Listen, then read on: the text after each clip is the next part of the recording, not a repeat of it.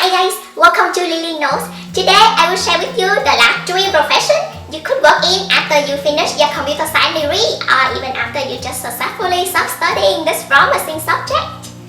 Now before we begin, here is a small disclaimer for you. This video only means to provide you with an overview of possible professions you could work in after you finish your degree.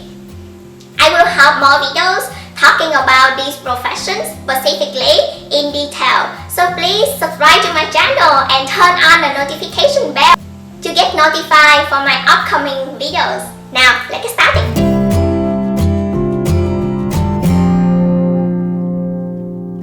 For those of you who haven't had a chance to watch the first and the second episode of this topic yet, I will put a link over there.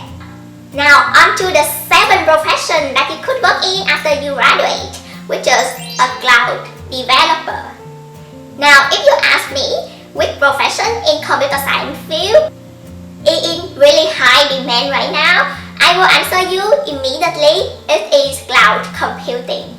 If you know the foundations of networking and how to set up an on-premise server, you will know how much resources it will need to set up a server. Cloud computing comes into play at the revolution of technology because it helps you leverage the remote system, the pay-as-you-go pricing model, so you only need to pay for the resources that you actually use. That is why businesses prefer using cloud computing over the on-premise hosting server, because they can scale up or scale back as needed.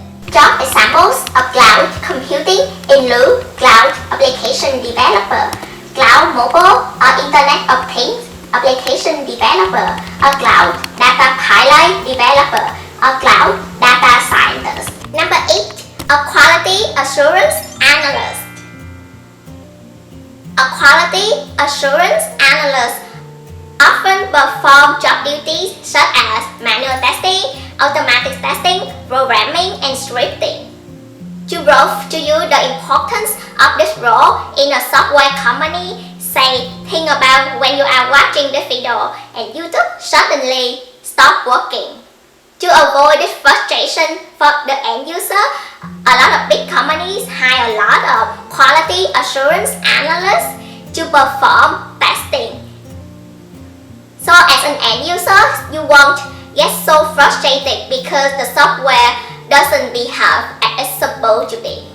Now, a common misconception I often see is that people think a quality assurance analyst doesn't need to know about computer science or even know how to code. However, with the ever-changing technology advancement, a quality assurance analyst cannot simply do manual testing. They have to write scripts and write codes to perform automatic testing. This role requires a strong understanding of how a product works, as well as some in-depth business knowledge. The last profession, which is a project manager. So let's be real, you won't be a programmer forever unless you choose to do so. Many programmers with many years of experience or advanced education such as a master degree or an MBA often get promoted to become a project manager. So what's the project manager do actually? Do they just give you a to-do list and harass you if you don't get your work done? No, absolutely not.